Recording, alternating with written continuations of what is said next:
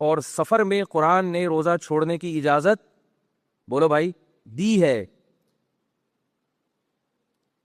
نبی صلی اللہ علیہ وسلم نے ارشاد فرمایا لیس من البر الصیام فی السفر، سفر میں روزہ رکھنا نیکی نہیں ہے.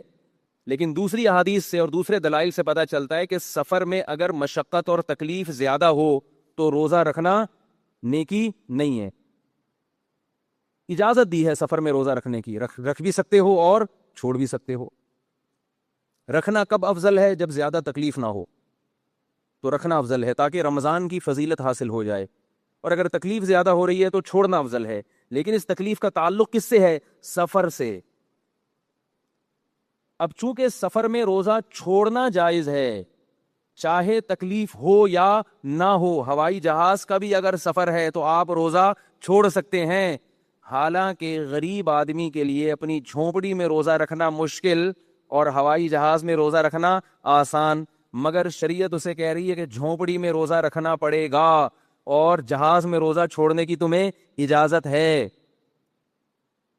نہیں آ رہی بات سمجھ میں؟ اب آپ کہیں گے یہ کوئی گل تو نہیں نہ ہوئی کہ جہاز کا ایئر کنڈیشن سفر ہے اس میں روزہ چھوڑنے کی اجازت دی جا رہی ہے اور جھونپڑی میں گرمی ہے اس میں روزہ رکھنے کا حکم دیا جا رہا ہے، تو یہ اس میں حکمت کیا ہے؟ بہت مشکل ہے بات سمجھانا.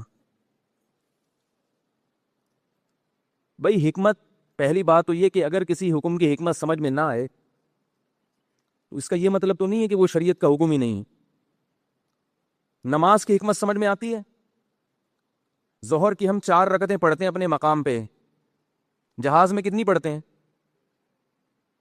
آپ کہیں بھائی جہاز تو ہوا میں اڑ رہا ہوتا ہے تو وہاں تو پریشانی ہوتی ہے، جگہ نہیں ملتی. جہاز ایئرپورٹ پہ اتر گیا، آپ یو کے گئے ہوئے ہیں 15 دن کے لیے، لندن 15 دن سے کم کے لیے گئے ہیں، 14 دن کے لیے. ایئرپورٹ پہ اترے، وہاں گئے، آپ کسی کے بنگلے میں آپ نے اسٹے کیا، ایئر کنڈیشن روم ہے، غریب آدمی ہے، اس کو کسی نے وزٹنگ ویزا دے دیا جو گھوم پھر کے آ جا، رمضان میں زکوٰۃ نکالی، چل گھوم کے آ جا.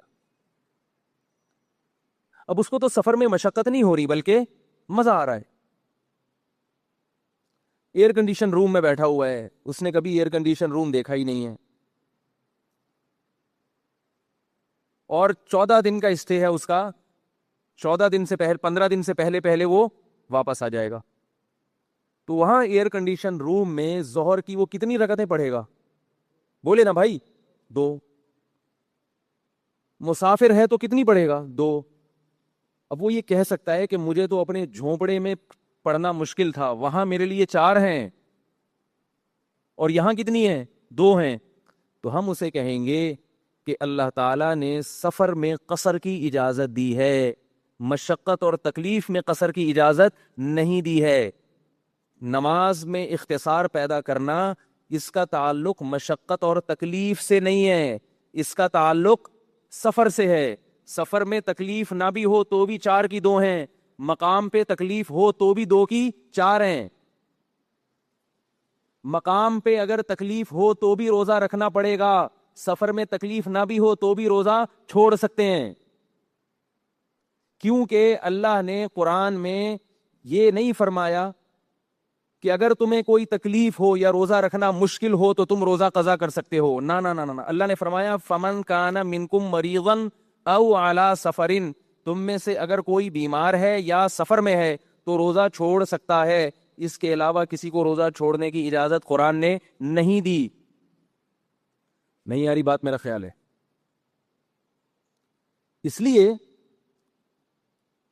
وہ حدیث کا مطلب سمجھ میں آیا کہ نبی صلی اللہ علیہ وسلم نے کیوں صحابی کو حکم دیا. وہ سفر میں تھے اور سفر بھی جہاد کا سفر تھا.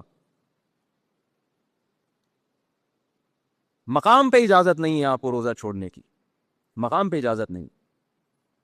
اب اس حدیث سے اگر آپ استدلال کر کے کہتے ہیں کہ مقام پہ بھی مشقت کی وجہ سے روزہ چھوڑ سکتے ہیں، یونیورسٹی کے طالب علم کو امتحان دینا ہے، ایکچولی پیپر کی پریپریشن کرنی ہے اس نے، تو وہ معیار کیا ہے کہ کتنی مشقت ہوگی تو چھوڑ سکتے ہیں اور کتنی ہوگی تو نہیں چھوڑ سکتے؟ ایک آدمی کہتا ہے مجھ سے یونیورسٹی کے پیپر میں تیاری نہیں ہوتی اس لیے میں روزہ چھوڑ سکتا ہوں. دوسرا کہتا ہے رمضان میں مجھ سے گڑھا نہیں کھودا جا سکتا، میں مزدور ہوں اس لیے میں روزہ چھوڑ سکتا ہوں. تیسرا کہتا ہے رمضان میں مجھ سے بس کا سفر روزہ رکھ کے نہیں ہو سکتا, میرے پاس ٹیکسی کے پیسے نہیں ہیں, میں W11 میں نہیں جا سکتا, لہذا میں روزہ چھوڑ سکتا ہوں. اب ہم غامدی صاحب سے پوچھیں گے کہ آپ بتائیے کوئی تھرمامیٹر کہ اس میں کس کی بات معتبر ہے, اور کوئی وہ کہیں گے یہ اللہ اور بندے کا معاملہ ہے. تو اللہ اور بندے کا جو معاملہ ہے اس میں بھی کرائٹیریا تو ہوگا نا, کوئی مفتی کے پاس کوئی معیار تو ہوگا کہ مفتی کہے کہ اتنا لیول مشقت کا ہے تو اللہ تمہیں معاف کر دے گا, اور اس سے کم ہے تو معاف. تو پوچھنے والے کو ہم کیا بتائیں گے کہ کتنی مشقت, کتنی پریشانی. اگر آپ کہیں کہ اتنی پریشانی ہو کہ امتحان میں اگر تیاری نہ کر سکا تو فیل ہونے کا خطرہ ہے, تو فیل ہونا یہ اس کی ہیڈک ہے. مزدور یہ کہہ سکتا ہے کہ مجھے رات کو دہاڑی نہیں ملے گی, اس کا فیل ہونا اتنا بڑا عذر نہیں ہے, میری دہاڑی گئی تو یہ زیادہ بڑا عذر ہے, تو آپ مزدوروں کو بھی اجازت دو گے روزہ چھوڑنے کی. پھر دوسرا کہہ سکتا ہے کہ میں ایئر کنڈیشن, میں بھوک پیاس کا عادی نہیں ہوں, میں W11 میں سفر بھوکا پیاسا ہو کے نہیں کر سکتا, میں آفس کی چھٹیاں کروں گا, مجھے جاب سے نکال دیا جائے گا, لہذا یہ میرا عذر ہے, میں رمضان کا روزہ چھوڑ سکتا ہوں. تیسرا کہے گا کہ میں چونکہ ڈیفنس میں پیدا ہوا ہوں, میں روزہ رکھ کے ایئر کنڈیشن گاڑی میں بھی سفر نہیں کر سکتا, میرا دل ہی نہیں لگتا آفس میں. یہ سب چیزیں ہیں, لوگ کرتے ہیں یہ باتیں. مجھے ایئر کنڈیشن روم بھی دیا جائے, کرسی پہ لا کے بٹھا بھی دیا جائے, تو جب تک میرے منہ میں گٹکا نہیں ہوتا مجھ سے کام نہیں ہوتا. جب کام نہیں ہوگا تو ملک ترقی میں پیچھے رہ جائے گا, اور ملک ترقی میں پیچھے رہ جائے گا تو ایسے رمضان کا کیا فائدہ. اسلام تو آیا دنیا میں ترقی کے لیے. تو اس لیے یہ جو نئی نئی فلمیں مارکیٹ میں آ رہی ہیں, ان سے اپنے آپ کو بچا کے رکھیں. مفتیان کرام سے مسئلہ پوچھا کریں جو مدارس میں باقاعدہ صدیوں سے یہ کام کرتے چلے جا رہے ہیں. اور علماء کے خلاف زبان درازی نہ کیا کریں. اس قدر علماء کے خلاف فیس بک پہ, واٹس ایپ پہ, سوشل میڈیا پہ لوگوں کی زبانیں چل رہی ہیں کہ مجھے یہ ڈر ہوتا ہے کہ یہ علماء کے خلاف بد زبانی کرنے والوں کا ایمان سلب نہ ہو جائے. اختلاف ڈاکٹروں کی تحقیقات سے بھی لوگوں کو ہوتا ہے, مگر ایسے بری فحش زبان استعمال نہیں کی جاتی ڈاکٹروں کے خلاف.